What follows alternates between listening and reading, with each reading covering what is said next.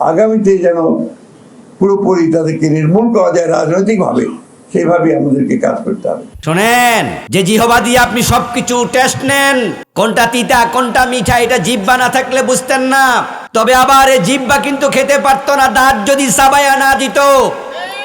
এই দাঁতেরও দরকার, জিহ্বারও দরকার। এই দেশে সরকারও দরকার, রাজা প্রজা বিরোধী দলও দরকার, আছে না নাই?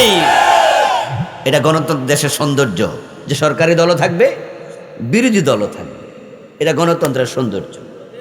যদি আপনি রেগে গিয়ে কাউকে বলেন যে তোরে খাইছি, আমরা এমন সব কই না, এই তোরে খাইছি রে, কয়নি মানুষ, এই তোরে খাইছি রে, এমন কন। এরকম দেখবেন, খেয়াল করেন। কিন্তু আঙ্গুল আছে মোট কয়টা? 5টা। তার মাঝে তোরে খাইছি করলে সামনে কয়টা গেছে? এই তাকায় কন, কয়টা গেছে? আর ভিতরে দিয়ে আমার দিয়ে কয়টা আছে? ইয়েস, এই 3টা অপেক্ষা করো, তোমারে আমরা খাইছি। এবার কোরআনের এই আয়াতের পক্ষে আমরা কিছু লোক দাঁড়ায় গেলাম। আমরা বললাম যে হ্যাঁ, আমার আল্লাহ বলছে তার আইন ছাড়া কারো আইন চলবে না। সুতরাং বাংলাদেশও আমরা সংসদে আল্লাহর কোরআনের আইন পাশ করাতে চাই, আমাদের দেশটা কোরআন দিয়ে চালাতে চাই। আল্লাহর কোরআন ছাড়া কোনো আইন আমরা মানি না। তাই সংসদে কোরআন ঢুকায়া দাও, কোরআন দিয়ে দেশ চলুক। কিন্তু কিছু লোক আছে এটা না মাইনা উল্টা আমাদেরকে রাজাকার বলে গালি দেয়, বলে এগুলো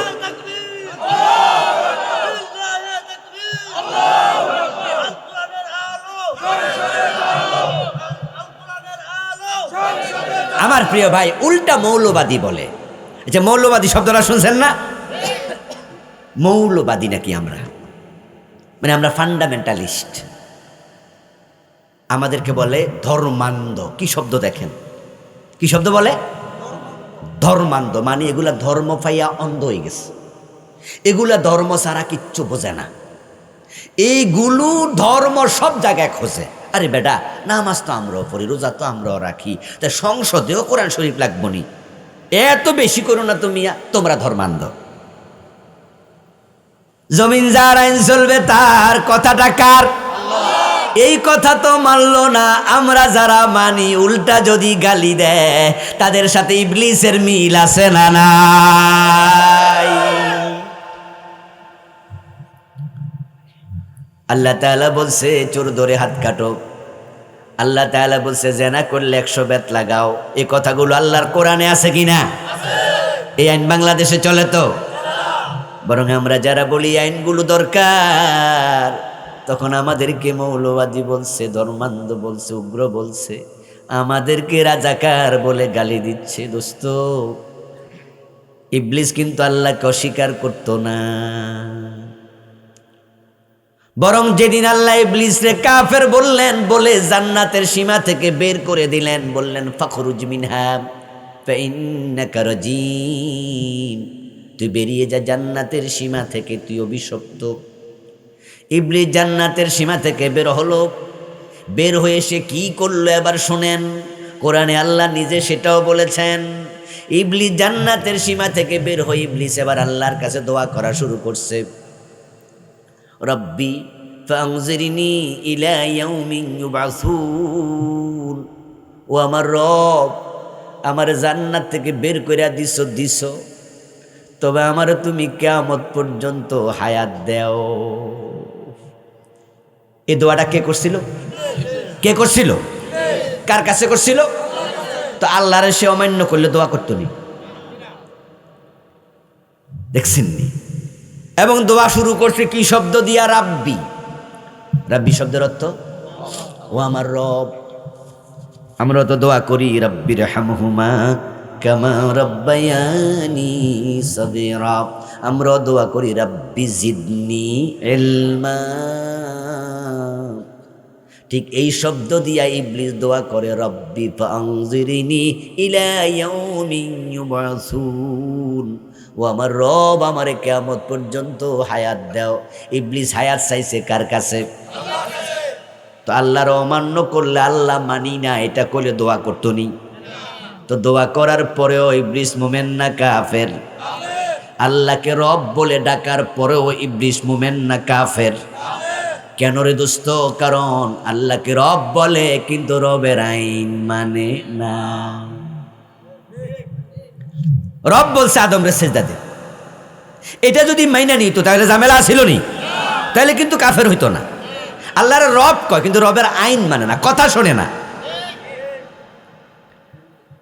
তা আপনারা তো রব কন, তো রব কয় সুর ধরে হাত কাটো। 54 বছরে কয়জন কাটছেন? কেন কাটবেন? দেশে চোর নাই? চোর আসেনি? বরং বঙ্গবন্ধু শেখ মুজিব সাহেব নিজে বলছে মানুষ পায় স্বর্ণের খনি, উনি পাইছিল। তিনি বলেছিলেন আমার ডানে চোর, বামে চোর, সামনে চোর, পিছনে চোর। আরে বঙ্গবন্ধু সোনার বাংলার স্বপ্ন দেখে দেশটা তিনি স্বাধীন করছে, কিন্তু এত চোর বাংলাদেশে কেমনে সোনার বাংলা বানাবে তিনি আফসোস করে বলছে। 7.5 কোটি মানুষ, কম্বলও দিছে 7.5 কোটি বিদেশ থেকে। ও মন্ত্রী আমারটা কই? জবাবে নাকি মন্ত্রী কইছিল স্যার আমনেরটাও নাই আমারটাও নাই, মানে রাস্তায় চুরি হয়ে গেছে। আমি তো বলি বঙ্গবন্ধু যদি চোর ধরে হাত কাটার আইনটা তখনই চালু করে দিত, 100-200 চোরের হাত কাটতো, বাকিগুলা তারের মতো সোজা হয়ে যেত, ঠিক না? আজকের দিনও তাই হবে, আজকের দিনও হবে। এই যে বাংলাদেশে টাকা পয়সা সব বিদেশ পাচার হয়ে গেছে না, শুনছেন নি? দেশে কিন্তু এখন টাকা পয়সা খুব একটা নাই, খুব জটিল অবস্থা চলছে। ব্যাংকগুলো 5টা ব্যাংক অলরেডি দেউলিয়া ঘোষণা হয়ে গেছে। 5টা ব্যাংকে সরকার বাংলাদেশ ব্যাংকের অধীনে নিয়ে গেছে, এবং তার যে টাকা যারা রাখছে তাদেরকে বলে দিচ্ছে ধৈর্য ধরেন, আপাতত টাকা পাবেন না, আস্তে আস্তে দেয়া হবে। কবে দিবে এটা আবার কয় না। হাজার হাজার কোটি টাকা ব্যাংকগুলো থেকে লুট হয়ে চলে গেল। ইসলামী ব্যাংকের 18টা শাখা থেকে এস আলম গ্রুপ একা, শুধু একটা গ্রুপ এস আলম গ্রুপ টাকা পাচার করছে 80,000 কোটি। বাংলাদেশ থেকে গত 15 বছরে টাকা পাচার হয়েছে 28 লক্ষ কোটি। এই জন্য ব্যাংকগুলোতে 10 লাখ টাকার চেক একসাথে দিলে অনেক ব্যাংক রিফিউজ করে, বলে যে এখন পারবো না, 2 দিন পরে আসেন, সময় দেন। এই যে 1.5 বছর চলে গেল, এই 1.5 বছর যদি ওরা ক্ষমতায় থাকতো ইসলামী ব্যাংকও দেউলিয়া বানাইয়া দিত। অবস্থা খুব খারাপ হয়ে গিয়েছিল, খুব খারাপ হয়ে গিয়েছিল।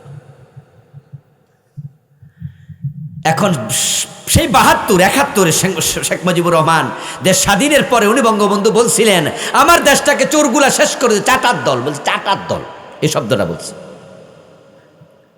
তো উনি তার দেশকে সোনার বাংলা বানাতে পারেন নাই, এখনো সোনার বাংলা হয় না, বরং ব্যাংক দেউলিয়া হয়ে গেছে।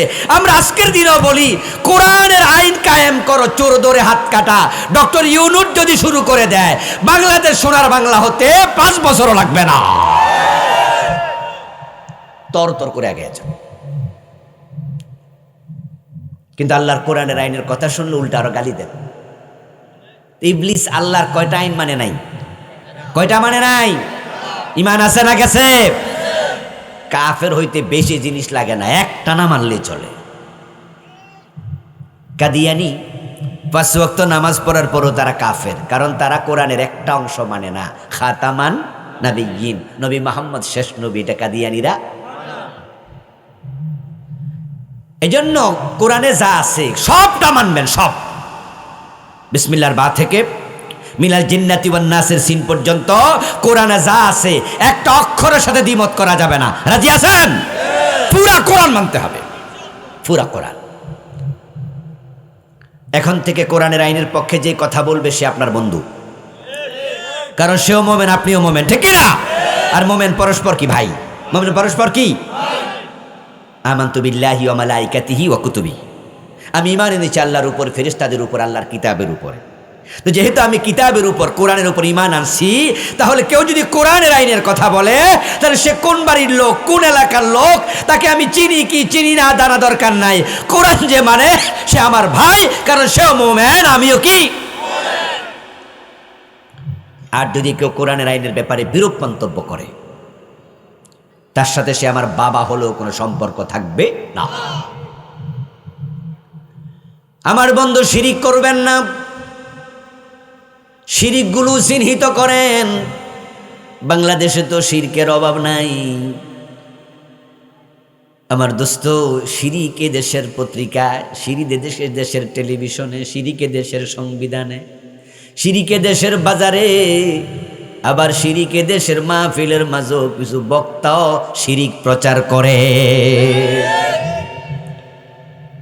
আল্লাহর ধন রাসূলকে দিয়ে আল্লাহ গেছে গায়েব হইয়া। রাসূলের ধন খোদা কি খাজা লইয়া শুইয়া আছে আজমিরে, কেউ ফিরে না খালি হাতে খাজা বাবার দরবারে, এমন গান গাওয়ার বক্তা আছে না? এই পুরাটা গান শিরিক আর কুফর দিয়ে ভরা। বিশ্বাস করলে ঈমান শেষ।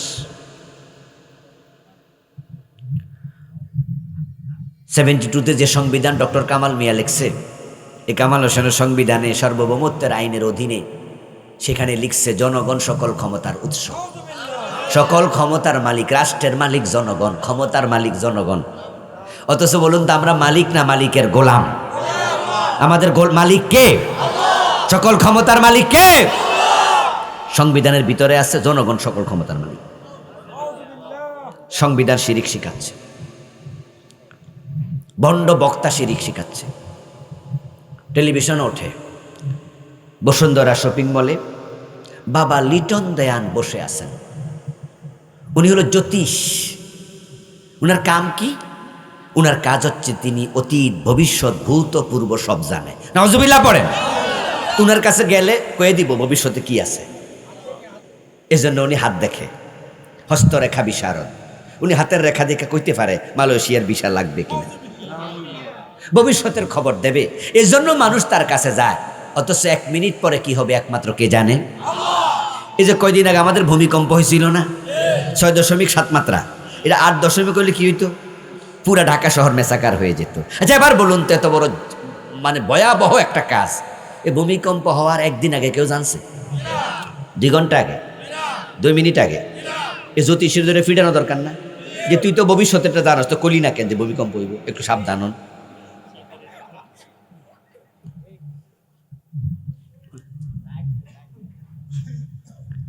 দেখেন মানুষ সেখানে লাইন ধরে যাচ্ছে, তারা জিজ্ঞাসা করে যে কি খবর, কোন সামনেটা কয় হাত।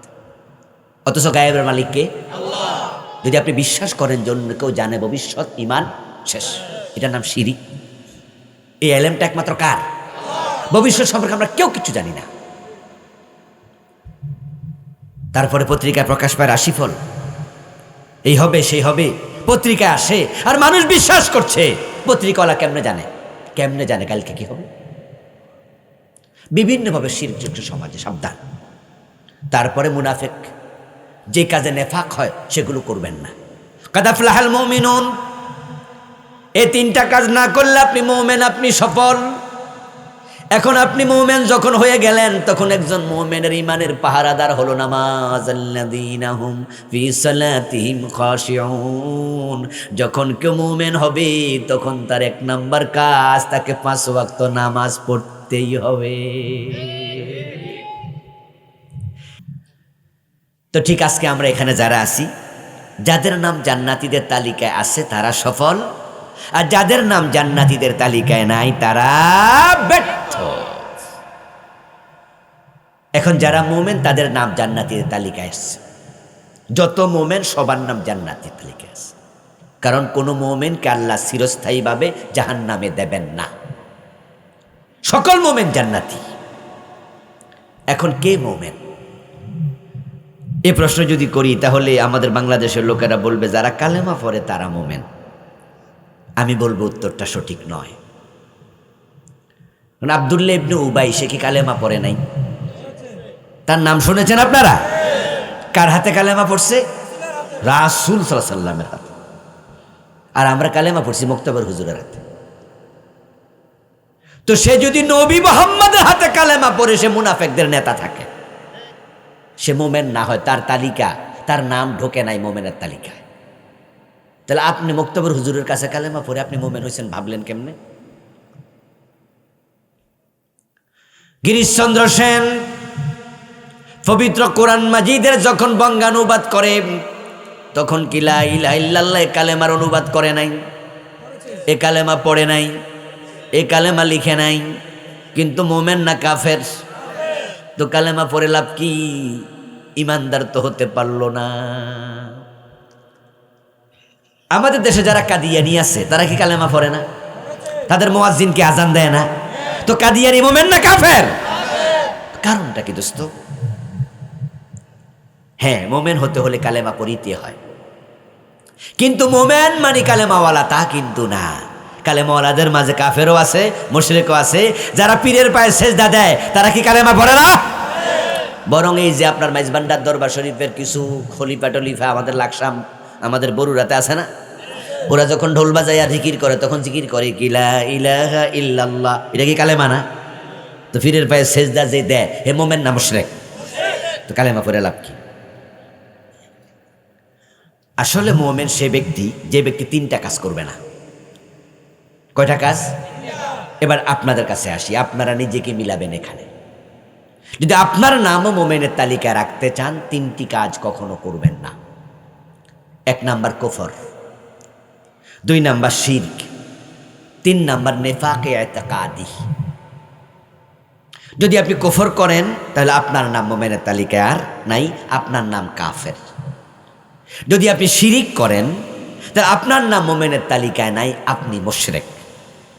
যদি আপনার কলিজায় কলবে নেফাক ঢোকে, আপনার নাম মোমেনের তালিকায় নাই, আপনি হলেন মুনাফিক। এই 3টা কাজ যে করে মোমেনের তালিকায় তার নাম আর থাকে না। এখন কেমনে মানুষ কুফরি করে? উত্তর হলো কাদিয়ানি যেমনে করেছে। কেমনে মানুষ কুফরি করে? উত্তর হলো ইবলিস শয়তান যেমনে করেছে। আল্লাহ ইবলিস শয়তানকে বলছেন, আদম রে সেজদা কেন করলে না? ইবলিস শয়তান যদি বলতো সরি রাব্বানা যালামনা আনফুসানা, ইবলিসও কাফের হতো না। কিন্তু ইবলিসকে আল্লাহ জিজ্ঞাসা করছে, মা মানাকা আল্লা তাসজুদ ইযা আমারতুক, তোমাকে বলেছিলাম আদম রে সেজদা করো, কেন করো নাই? সে তখন কয় আনা খায়রুম মিনহু, আমি আদমের চেয়ে সেরা।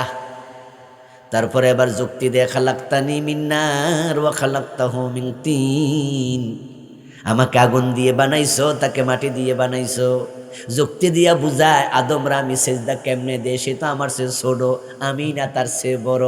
যখন আল্লাহর কথা শুনলো না, উল্টা সে যুক্তি দিল, তখন আল্লাহ ঘোষণা করে আবা ওয়াস্তাকবারা ওয়া কানা মিনাল কাফিরিন, ইবলিস কাফের হয়ে গেল।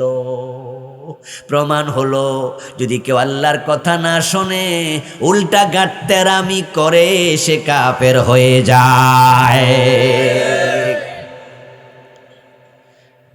এবার আপনারা বলুন তো, কোরআন মাজিদে আছে আলা লাহুল খালকু ওয়াল আমর, সাবধান সৃষ্টি যার, আইন চলবে শুধুই তার। আসেনি? কথাটা কার? সৃষ্টিকার। আইন চলবে কার?